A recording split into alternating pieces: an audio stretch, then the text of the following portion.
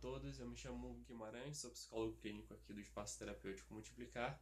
E para dar continuidade à nossa série de psicoleituras aqui no nosso canal, eu escolhi hoje tratar de um tema que é o conceito de complexo na obra de Jung, na teoria da psicologia analítica.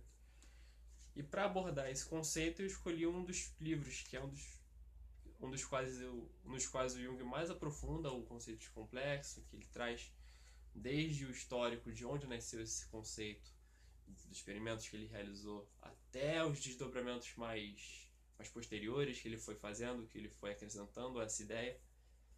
E esse é um conceito fundamental também na psicologia analítica. Na verdade, ele é uma das bases sobre as quais se assenta todo o desenvolvimento do pensamento do Jung na psicologia analítica. E a raiz histórica desse conceito está num experimento que Jung fazia que se chama teste de associação de palavras. Lá em meados de 1906, algo próximo dessa época, ele realizava no hospital psiquiátrico que ele trabalhava, Jung psiquiatra, né?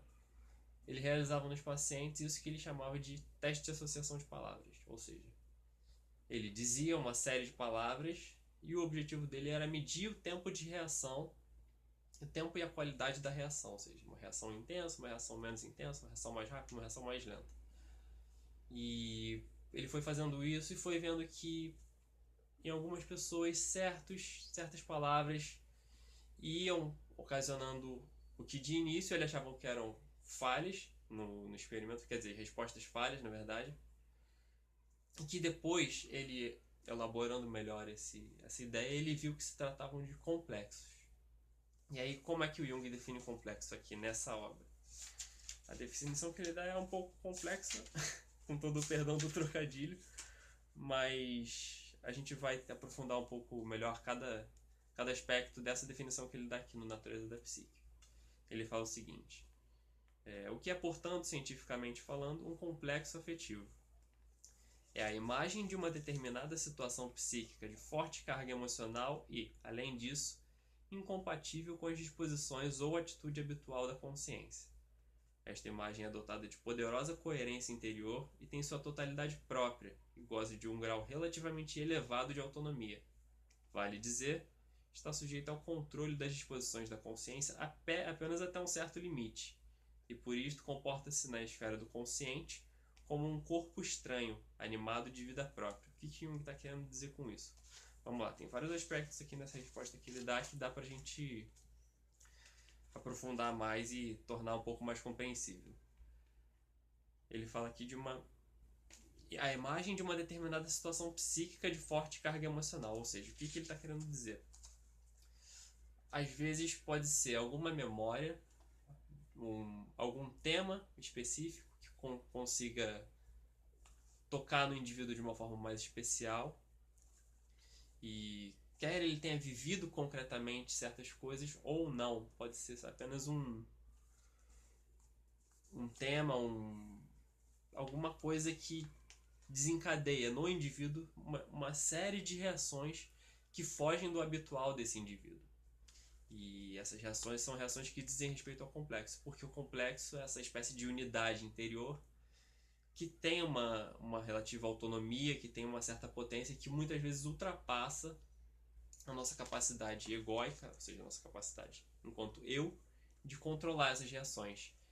E todos os nossos descontroles, todos os nossos excessos, todas as nossas reações mais extremas, elas vão dizer respeito sempre a algum complexo que está atuando na gente nesse momento. A gente diz na psicologia analítica que um complexo foi constelado nesse caso. Que alguma situação ou alguma pessoa que a gente teve contato, alguma coisa desencadeou na gente. Esse complexo desencadeou e potencializou a atuação desse complexo a ponto dele ultrapassar a esfera do nosso ego, ultrapassar a esfera da nossa consciência e nos tomar por completo, a ponto da gente muitas vezes olhar para trás e não se reconhecer, ficar pensando o que deu na nossa cabeça, o que aconteceu com a gente. Tudo isso porque estava atuando um complexo do qual a gente muitas vezes não tem conhecimento e que tem uma autonomia muito grande dentro do nosso psiquismo. Mas como é que faz para diminuir muitas vezes a autonomia desse complexo? Compreendendo em que se trata ele. Por exemplo, na teoria psicanalítica, criou-se o conceito do complexo de Édipo. O Jung fala que foi o único complexo que Freud reconheceu, mas ele perdeu de vista que era apenas um dos complexos. Existiam vários outros complexos. E na teoria analítica do Jung, a gente compreende que o próprio ego, o nosso eu, ele é um complexo, mas eu não vou entrar nesse aspecto da teoria, porque senão fica muito extenso aqui e não tem como a gente esgotar esse assunto aqui nesse vídeo. Então, existem mais algumas coisas interessantes aqui que o Jung fala na Natureza da Psique sobre o complexo, por exemplo. Muitas vezes ele nomeia o complexo como uma personalidade fragmentária, que é como se fosse um outro eu dentro do nosso psiquismo. É como eu falei, que são reações, são unidades psíquicas dentro da gente, são como se fossem personalidades parciais que apenas estão esperando algum tipo de estímulo exterior ou interior para que entrem em cena e para que possam tomar conta das nossas reações. Às vezes nossas reações físicas mesmo. Certas emoções, ansiedades e por aí vai. Assim, toda sorte de reações que fogem completamente do nosso controle e dizem respeito a aspectos psicológicos da gente, tem algum complexo envolvido. Isso daí é, via de regra, não tem como fugir desse fato. E o Jung, ele, com o conceito de complexo, ele faz uma virada que é interessante na teoria, que é a seguinte. Na época, isso daí é no início do século XX, ele dialogava muito com Freud, né? Aprendeu muito com Freud, fez muito avanço na própria compreensão dele do psiquismo através da psicanálise. E ele, em alguns momentos, ele critica a psicanálise. Então, ele fala assim aqui no Natureza da Psique.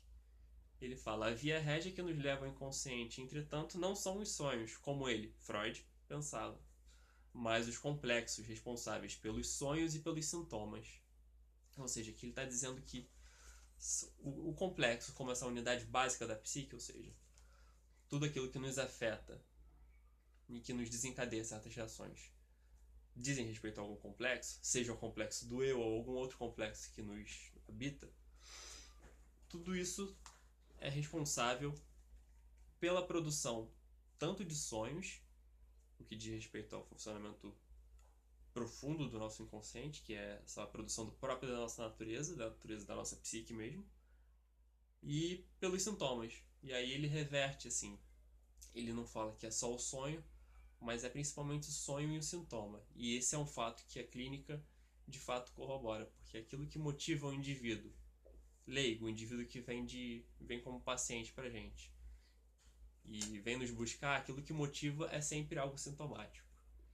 E aí, ao longo dos anos, tanto a teoria analítica como a psicanálise foram trazendo contribuições absolutamente valiosas no que diz respeito ao conhecimento da natureza do sintoma quando se trata de psicopatologia ou mesmo do psiquismo, sem falar da patologia de uma doença categorizável, de certa forma. Então, acho que é basicamente isso que poderia dizer sobre o complexo. É muito breve, é um tema que infelizmente não tem como esgotar num vídeo curto, mas espero ter dado a minha contribuição. Continue seguindo o nosso canal e até a próxima. Tchau, tchau.